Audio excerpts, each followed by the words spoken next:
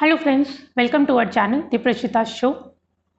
आज का हमारा टॉपिक है बच्चा अगर दिन में बहुत ज़्यादा सोता है तो किस तरीके से हम बच्चे का स्लीपिंग पैटर्न अपने अकॉर्डिंग कर सकते हैं। मतलब कि वो रात को ज़्यादा सोए, जिस तरीके से रात को हम सब सोते हैं, और दिन में वो थोड़ा कम सोए, तो किस तरीके से उसका ये जो सोने का प्रोसेस है, जो उसके सोने की टाइमिंग्स है, हम चेंज कर सकते हैं। यही हमारी वीडियो का आज का टॉपिक है और इस वीडियो में हम यही बात करेंगे। उससे पहले मैं आपसे रिक्वेस्ट करूंगी, चैनल पे नए हैं तो चैनल को प्लीज़ सब्सक्राइब ज़रूर करें, और वीडियो अच्छा लगे तो वीडियो को लाइक ज़रूर करें और शेयर ज़रूर करें। तो सबसे पहले कुछ चीज़ें समझ लेते हैं। जब वो चीज़ें समझ लेंगे तो उसके लिए सॉल्यूशन निकालना थोड़ा सा ईजी हो जाएगा। स्टार्टिंग में जो बच्चे हैं वो 17 से 18 घंटे सोते हैं, ये हम सबको पता है, ये बहुत नॉर्मल है। कुछ बच्चे 1-2 घंटे ज़्यादा भी सो सकते हैं, कुछ बच्चे 1-2 घंटे कम सो सकते हैं, बट जो यूजुअली जो टाइम देखा जाता है वो 17 से 18 घंटे का रहता है। तो 17 से 18 घंटे बच्चे को सोना बहुत ज़रूरी भी है, उसके बॉडी डेवलपमेंट के लिए, उसके ब्रेन डेवलपमेंट के लिए। तो 17 से 18 घंटे पूरे 24 आवर्स में आपको बच्चे को सुलाना है, बट आपको कोशिश करनी है कि मैक्सिमम टाइम आपको रात को सुलाना है और कम टाइम आपको दिन में सुलाना है। क्योंकि दिन में अगर आप कम टाइम सुलाएंगे तो बच्चे को उतनी देर के लिए नींद पूरी लेनी ही है। सपोज 17 घंटे में से 6 घंटे आपने उसको दिन में 2-3 टाइम डिवाइड करके अगर आपने दिन में उसको 6 घंटे सुला दिया तो डेफिनेटली बच्चा 10 से 11 घंटे रात को सोएगा ही। अगर इसके ओपोजिट आपने 10 से 11 घंटे उसको दिन में सुला दिया तो बच्चा 5-6 घंटे से ज़्यादा रात को नहीं सोएगा। तो आपको ये चीज़ का ध्यान रखना है कि 17 से 18 घंटे उसको सोना है, या आप अपने बच्चे का शेड्यूल देख लो कि 24 आवर्स में वो कितनी देर सो रहा है। आप कैलकुलेट कर लो कि 8 से 10 घंटे या 10 से 12 घंटे उसको रात को सुलाना है। मैक्सिमम 10 घंटे रात को कॉन्टिन्यूसली बच्चा सो सकता है, तो 10 घंटे उसको रात को सुलाना है और 6-7 घंटे आपको उसको दिन में सुलाना है। और वो कितनी नैप लेता है वो 6 घंटे आप उस नैप में डिवाइड कर लीजिए, और जो दोपहर वाला नैप है उसको थोड़ा सा ज़्यादा रखिए, और जो सुबह का और शाम का थोड़ा सा सोने का उसका टाइम है उसको थोड़ा सा छोटा कर लें। इसको डिटेल में आगे थोड़ा समझेंगे, बट एक शॉर्ट में मैंने आपको बताया कि 17 से 18 घंटे का प्रोसेस होता है। दिन में आप 5-6 घंटे का टाइम रखो और रात को आप 10-11 घंटे का टाइम रखो, तो बच्चे का स्लीपिंग पैटर्न बहुत इजीली चेंज हो जाएगा। फिर बात करते हैं कि ये प्रोसेस आपको स्टार्ट कब से करना है। मीन्स ये जो बच्चा दिन में बहुत ज़्यादा सो रहा है, आप कब इस पैटर्न को चेंज कर सकते हैं, या बच्चा इसको रेडी कब हो जाएगा इस पैटर्न को चेंज करने के लिए। तो स्टार्टिंग के 2 महीने तो आप कुछ नहीं कर सकते, क्योंकि अभी नया नया बेबी होता है, उसको भी हमारी दुनिया में अभी एडजस्ट होने में टाइम लग रहा होता है। उसको भी नहीं पता उसको किस टाइम सोना है, किस टाइम जगना है, क्योंकि स्टमक में वो 24 आवर्स फ्री है।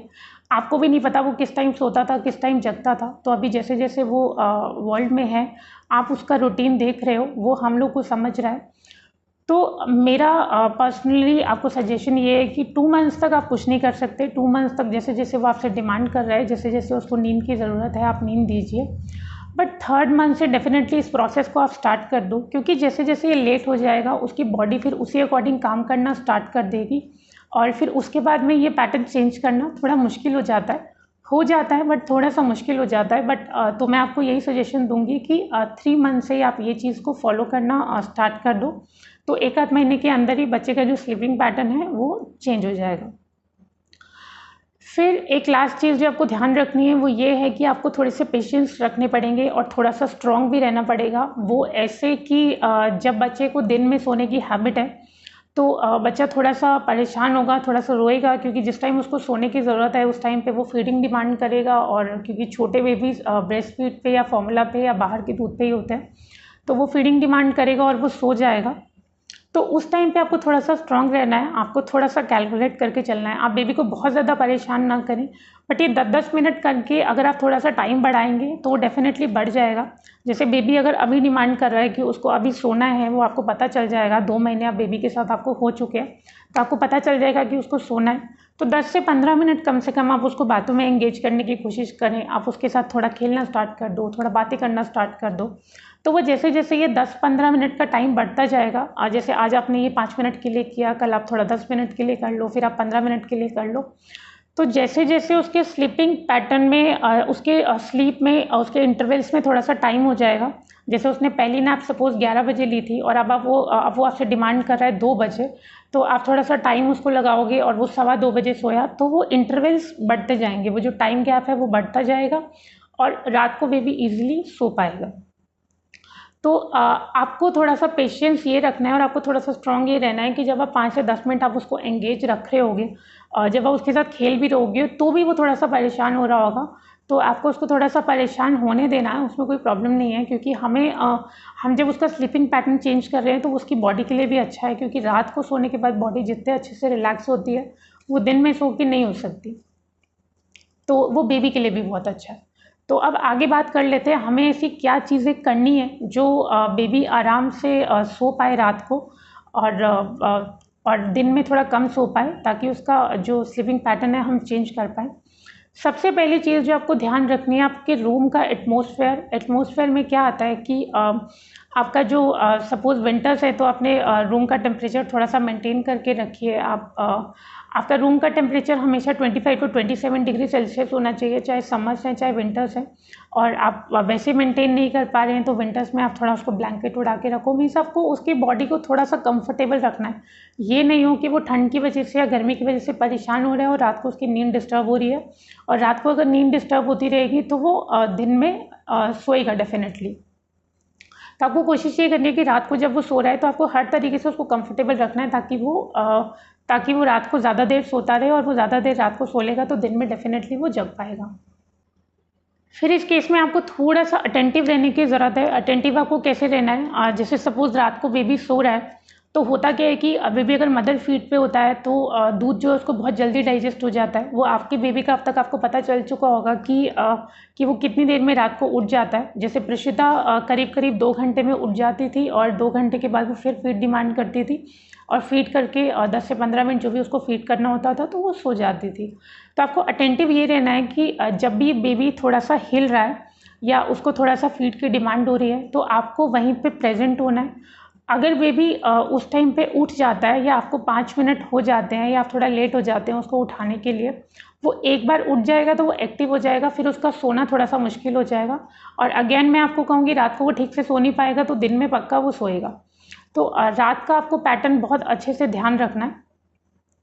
तो आप जैसे ही बेबी उठे आप इमीडिएटली आप उसको फीड कराएं, अगर उसको फीड की डिमांड है। अगर कुछ बच्चे थपकी करके सो जाते हैं, अगर उनको थपकी की डिमांड है तो आप वो करें। बेसिकली वो जैसे ही हिल रहा है या जैसे ही वो जग रहा है आपको इमीडिएटली उसको सुला देना।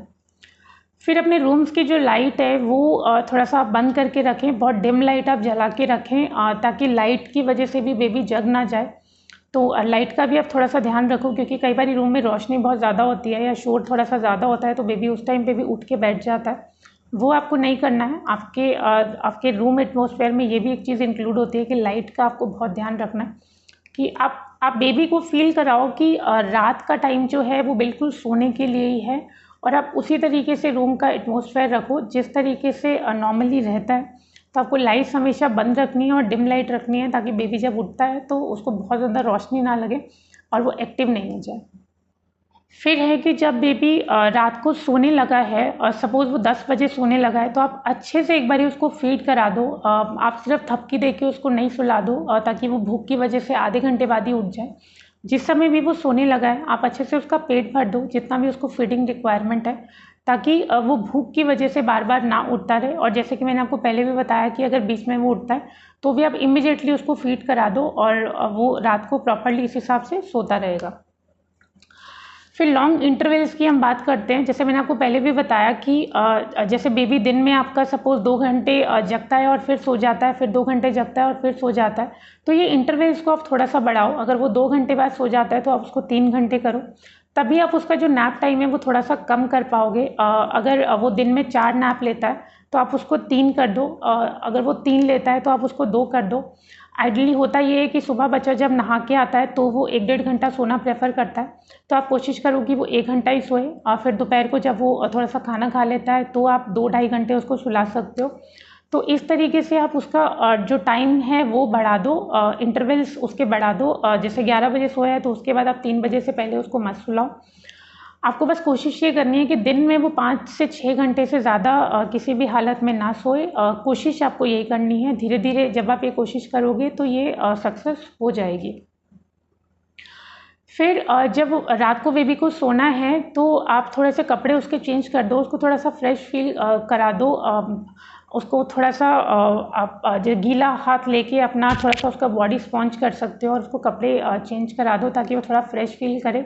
हम भी जब रात को नहा लेते हैं और कपड़े चेंज कर लेते हैं तो हमें नींद बहुत अच्छी आती है।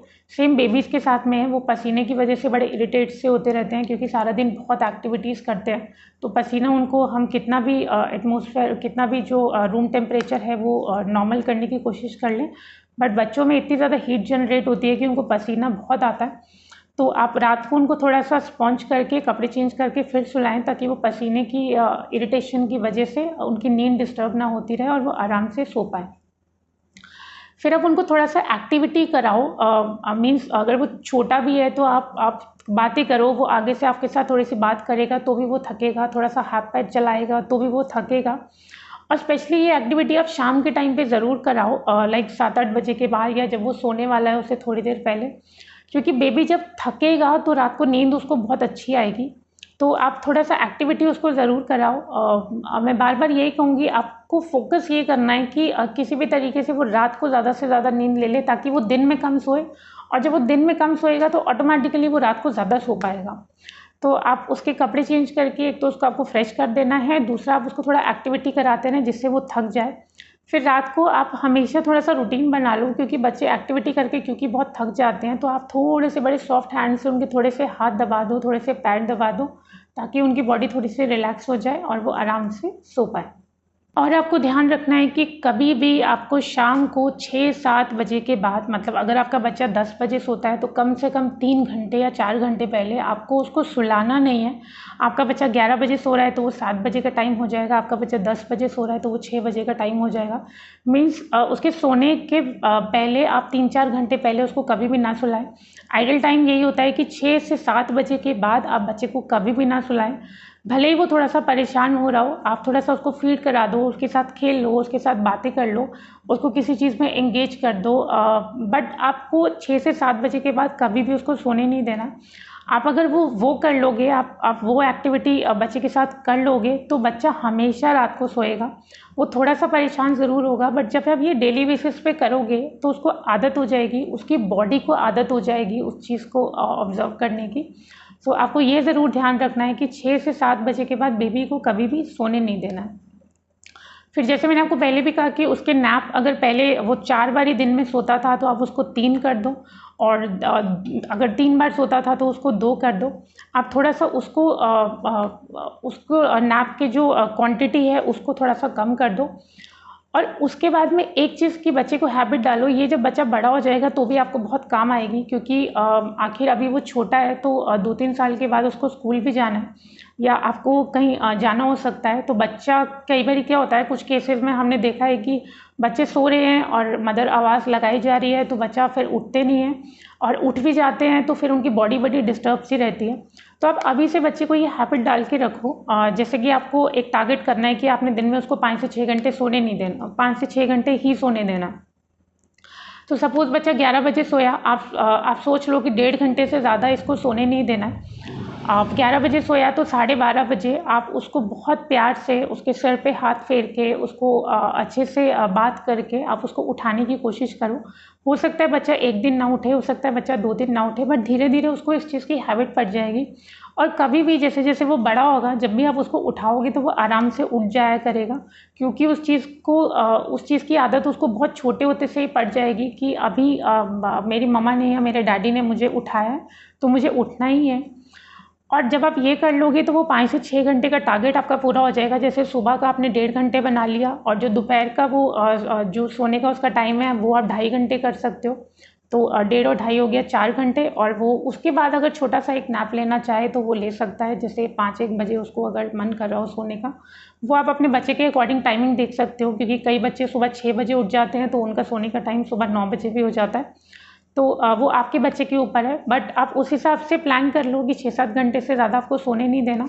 तो अगर वो दिन में 3 बार सो रहा है, उस हिसाब से टाइम आप कैलकुलेट कर लो, और फिर उतनी देर के बाद आप बच्चे को उठा दो। बहुत प्यार से आपको उठाना है, बहुत प्यार से आपको बच्चे को हैंडल करना है, और ये प्रोसेस बहुत ईजी हो जाएगा। प्रेषिता अब रात को कम से कम 8 से 10 घंटे बहुत आराम से सोती है। जब उसको भूख लगती है तो वो सिर्फ फीडिंग के लिए उठती है। हमारे रूम की लाइट, जैसे ही वो सो जाती है, रूम की लाइट हमेशा बंद हो जाती है। बहुत एक डिम लाइट जो रहती है वो हमारे रूम में जलती रहती है। उसके अलावा सुबह जब तक प्रेषिता उठती नहीं है तब तक हमारे रूम की लाइट नहीं जलती है, ताकि वो आराम से सो पाए। और जब वो आराम से सो लेती है तो दिन में बहुत एक्टिव रहती है, खेलती रहती है, और जो दिन में भी उसका सोने का एग्जैक्टली टाइमिंग्स हैं वो उसी हिसाब से सोती है। और अब उसको उठाने की भी ज़रूरत नहीं पड़ती, अब वो उतनी देर बाद ही अपने आप से ही उठ जाती है। तो आप ये टिप्स फॉलो करो, और थोड़ा टाइम लग सकता है, जैसे कि मैंने आपको पहले भी कहा, हो सकता है आपको इस प्रोसेस में 1 महीना भी लग जाए, बट आपको ट्राई करते रहना है, आपको पेशेंस रखना है, और बच्चे का स्लीपिंग पैटर्न चेंज हो जाएगा और रात को आपकी नींद भी पूरी होनी स्टार्ट हो जाएगी। Thank you so much. आज के लिए इतना ही, आगे मिलते हैं एक नए टॉपिक के साथ। अगेन मैं आपसे रिक्वेस्ट करूंगी, चैनल पे नए हैं तो चैनल को सब्सक्राइब ज़रूर करना, और वीडियो अच्छा लगा होगा तो वीडियो को लाइक ज़रूर करना और शेयर ज़रूर करना।